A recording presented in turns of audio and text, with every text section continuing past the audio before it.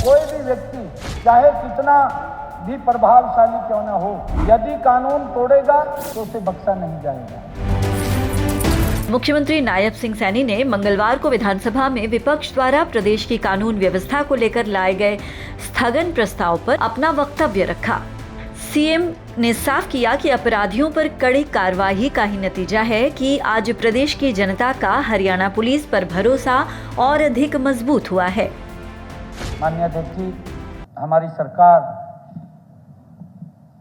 कानून व्यवस्था को लेकर के गंभीरता से काम कर रही है। कोई भी घटनाक्रम अगर किसी भी अपराधी प्रवृत्ति के व्यक्ति ने किया है,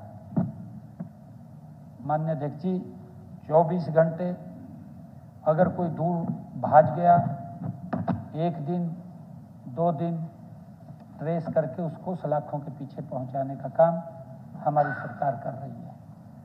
और मैं आज इस महान सदन के माध्यम से हरियाणा प्रदेश के जन को पुनः यह आश्वस्त करता हूं कि किसी प्रकार की कोई चिंता समस्या नहीं है। जब तक ये आदरणीय नरेंद्र मोदी जी के नेतृत्व में हरियाणा में हमारी सरकार चल रही है, हम उनके मंसूबों को कभी कामयाब नहीं होने देंगे। विपक्ष पर बेटी बचाओ बेटी पढ़ाओ की तख्तियां लेकर जनता को गुमराह करने का आरोप लगाते हुए सीएम ने कहा कि कांग्रेस शासनकाल में बलात्कार की घटनाएं 3 गुना तक बढ़ चुकी थीं। साल 2004 में ऐसे 386 मामले दर्ज हुए थे, जो 2014 में बढ़कर 1174 तक पहुंच गए। उन्होंने विपक्ष को असंवेदनशील सरकार करार दिया। इनके सभी सदस्य बेटी बचाओ बेटी पढ़ाओ की तख्तियां लेकर के साथ ही इस महान सदन में आए। माननीय अध्यक्ष जी, सर्वप्रथम मैं आपकी सूझबूझ की पूरे दिलो दिमाग से बुरी बुरी प्रशंसा करता हूं। विपक्ष के साथियों ने उस दिन आपके धैर्य की परीक्षा लेने की कोई कोर कसर नहीं छोड़ी। माननीय अध्यक्ष जी, मैंने कहा था कि कोई भी व्यक्ति चाहे कितना भी प्रभावशाली क्यों ना हो, यदि कानून तोड़ेगा तो उसे बख्शा नहीं जाएगा। मुख्यमंत्री ने कहा कि वर्तमान हरियाणा सरकार महिलाओं की सुरक्षा सुनिश्चित करने के लिए पूरी तरह प्रतिबद्ध है। इस दिशा में राज्य भर में 33 महिला पुलिस थाने स्थापित किए गए हैं।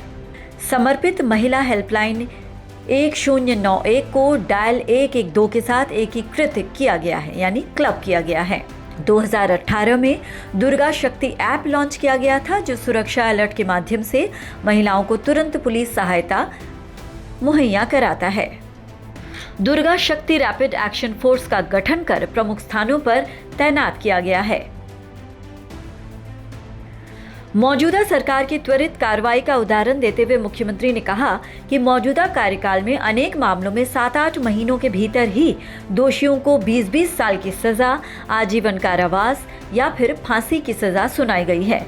इससे साफ है कि डबल इंजन सरकार ने अपराधियों पर प्रभावी नकेल कसी है।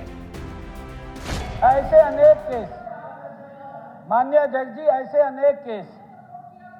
अनेक केसों में आरोपियों को, माननीय अध्यक्ष जी, ऐसे अनेक केसों में आरोपियों को 7-8 महीने में ही 20-20 साल के आजीवन कारावास भी दिलवाने का काम ये हमने किया है। फांसी की सजा भी, आजीवन कारावास भी दिलवाने का काम हमने किया है।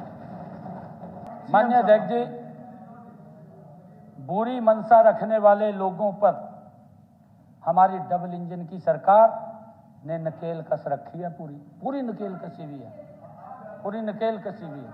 ये हमारे विपक्षी लोग आरोप लगा रहे हैं कि अपराधियों को कानून व्यवस्था का डर नहीं है।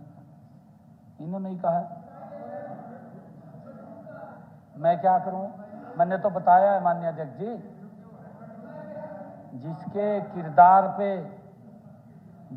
किरदार पे शैतान भी शर्मिंदा है, जिसके किरदार पे शैतान भी शर्मिंदा है, वो भी आए हैं यहाँ नसीहत देने हमको।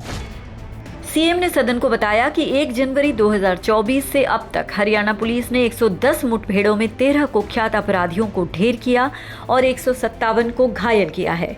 लगभग 75% साइबर अपराध प्रदेश के बाहर से संचालित होते हैं, लेकिन कठोर कार्रवाई के कारण अनेक गैंगस्टर विदेशों में जाकर छिपने को विवश हुए हैं। स्पष्ट करना चाहूंगा माननीय अध्यक्ष जी कि लगभग 75% साइबर क्राइम प्रदेश के बाहर से फोन करके होता है।